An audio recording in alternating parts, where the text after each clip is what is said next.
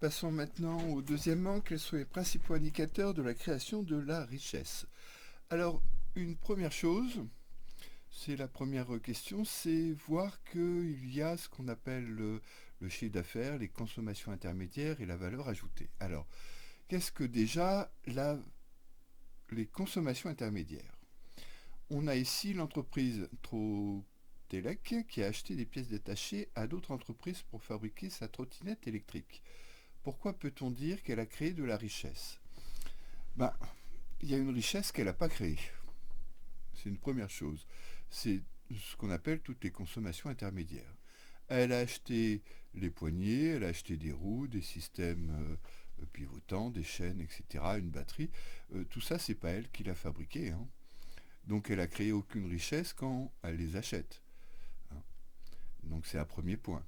Cette entreprise Trotelec n'a fait qu'une seule chose, une seule production, c'est acheter ces pièces, toutes ces pièces. Elle a fait le montage. C'est la seule richesse qu'elle a effectuée.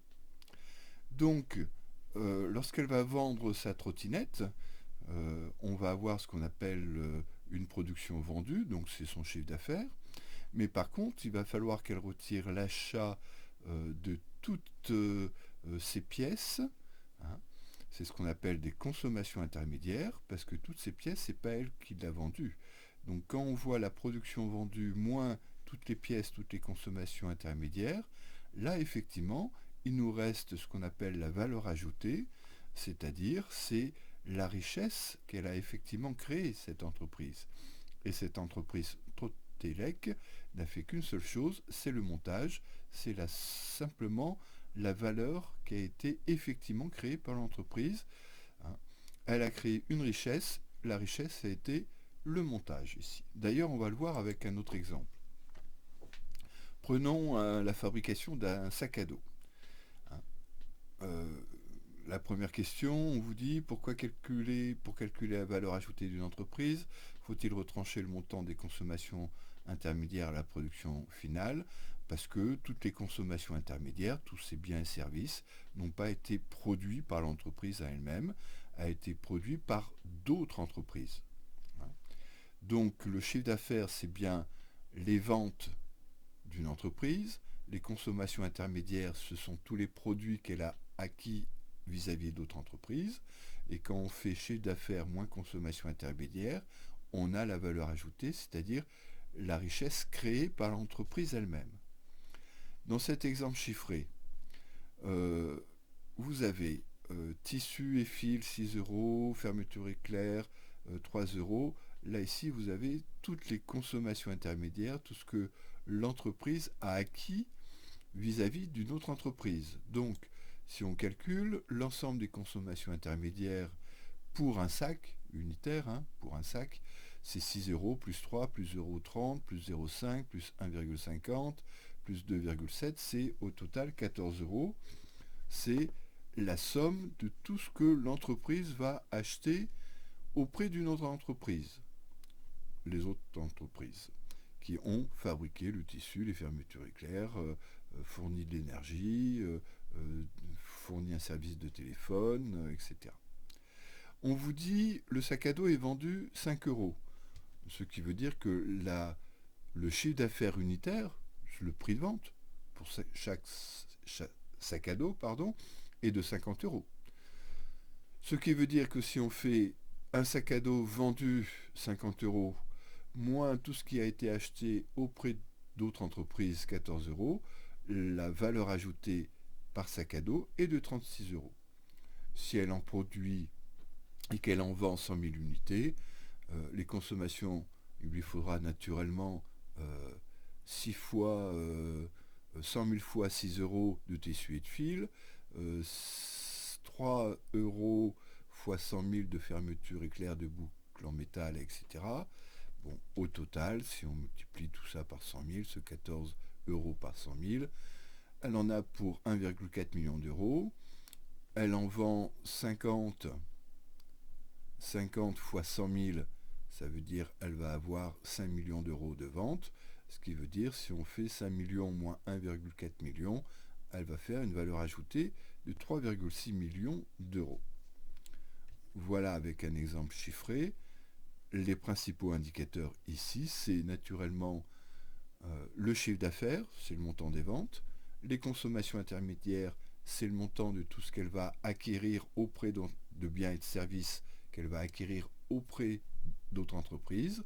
Et si on fait la différence entre le chiffre d'affaires et la consommation intermédiaire, total de ce que j'ai vendu moins total ce que j'ai acheté à d'autres entreprises, c'est véritablement ce que moi j'ai créé comme richesse, et cela s'appelle la valeur ajoutée. Voilà. C'est la valeur de la production vendue, chiffre d'affaires, à laquelle on soustrait la valeur des consommations intermédiaires. Elle représente, cette valeur ajoutée, effectivement la valeur créée par l'entreprise, sachant que toutes les consommations intermédiaires, c'est bien la valeur de biens et de services qui ont été créés par d'autres entreprises. Si on regarde en définitive une entreprise, on va distinguer aussi la différence entre chiffre d'affaires et la notion de bénéfice. Alors une entreprise, elle va classer toutes ses factures et toutes ses ventes en deux grandes colonnes. Première, c'est tout l'argent qui rentre dans l'entreprise. Donc c'est dès qu'elle vend un produit, elle peut recevoir des subventions, voire des dons. Donc en tous les cas, on a ce qu'on appelle le chiffre d'affaires. C'est tout l'argent qui rentre dans les caisses de l'entreprise. Ensuite, elle a tout un ensemble. Ici, c'est les deux premiers pavés là. Tout un ensemble de dépenses, de factures. Elle doit acquérir des biens et des services auprès d'autres entreprises. C'est ce qu'on appelle des consommations intermédiaires. Puis après, il faut bien qu'elle paye ses salariés. Elle va aussi payer un impôt. L'amortissement, c'est les dépenses pour l'acquisition du terrain, des bâtiments, des grosses machines. Elle ne va pas mettre la dépense sur une année, elle va étaler cette dépense sur plusieurs années. C'est bien pour ça que généralement les entreprises font des emprunts. Elles empruntent de l'argent pour acheter le terrain, les bâtiments et les machines, et elles vont rembourser chaque année, effectivement, amortir cette acquisition et quand même payer un taux d'intérêt à la banque pour lui avoir prêté de l'argent. Alors, si le total des recettes moins le total de tout ce qu'elle dépense est positif, elle a un bénéfice. Chiffre d'affaires moins tous les coûts de production qui sont ici, ça ce sont des coûts de production, des charges, ce qu'on appelle des charges. Donc si c'est positif, elle a un bénéfice. Par contre, si le total des recettes est inférieur au total des dépenses ici, c'est-à-dire des coûts de production, elle a un déficit, des pertes, et là on remplace le terme bénéfice par perte. On peut le présenter d'une autre manière. Vous avez le chiffre d'affaires, le total des ventes, ici. Vous retirez les consommations intermédiaires, parce que c'est d'autres entreprises qui ont effectué cette production. Il vous reste valeur de la production moins consommation intermédiaire, il vous reste ici la valeur ajoutée, qui correspond au bas du tableau, la valeur ajoutée ici. Vous retirez les coûts du travail, c'est-à-dire les salaires et les charges sociales. Vous retirez les impôts sur la production. Vous retirez l'amortissement. Vous retirez les intérêts. Et il vous reste le bénéfice. Ou, le cas échéant, les pertes si c'est négatif. Alors, à la question, quels sont les agents qui perçoivent une partie de la valeur ajoutée et à quel titre ? On reprend notre tableau. La valeur ajoutée, elle est là. Elle se répartit comment ? Une partie est versée aux salariés et à la sécurité sociale, c'est-à-dire les salariés vont recevoir un salaire et une partie de leur salaire va être versée à la sécurité sociale sous forme de cotisation pour se prémunir, pour déjà mettre la sécurité sociale met de l'argent de côté, entre guillemets, pour financer votre retraite. Elle met de l'argent de côté pour financer toutes vos dépenses maladie. Et puis si vous perdez votre emploi, vous avez le droit à une allocation chômage. En tous les cas, c'est bien les salariés qui effectivement vont percevoir à un titre ou à un autre une partie de cette richesse qu'ils ont eux-mêmes créée.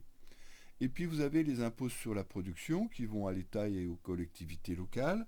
Donc les impôts sur la production vont essentiellement aux collectivités locales.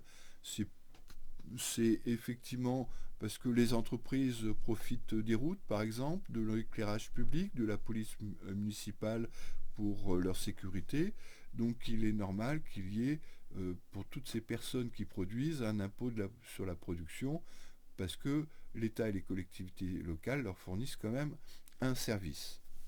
Ensuite, vous avez euh, les intérêts, c'est-à-dire lorsqu'une entreprise vous prête de l'argent, alors bien sûr vous allez lui rembourser la somme, mais surtout vous allez lui payer ce qu'on appelle un taux d'intérêt, le coût, le coût effectivement du prêt d'argent. Donc c'est soit des banques essentiellement, hein. Donc là c'est une rémunération parce que elles ont prêté une somme d'argent. Vous avez une partie du bénéfice qui peut être versée en dividendes, c'est-à-dire vous avez des actionnaires qui eux aussi ont avancé de l'argent, hein, pour créer cette entreprise, et ben on leur verse aussi une partie. Après, vous avez l'amortissement, les bénéfices mis en réserve, ça c'est une somme d'argent qui va rester au sein de l'entreprise. Et naturellement, sur les bénéfices, il y a aussi un impôt sur les bénéfices, parce que l'État prélève aussi à ce stade. Donc vous avez différents acteurs, ceux qui fournissent le capital travail, salariés, hein. Vous avez ceux qui fournissent les capitaux de départ, ceux qui prêtent, les banques, ou alors les actionnaires, les dividendes, qui vont percevoir soit les intérêts pour les banques, soit les dividendes pour les actionnaires. Et puis vous avez aussi l'État qui offre des services gratuits ou quasiment gratuits, hein, on l'a vu, et naturellement, il prélève par ce biais des impôts. Voilà pour cette partie.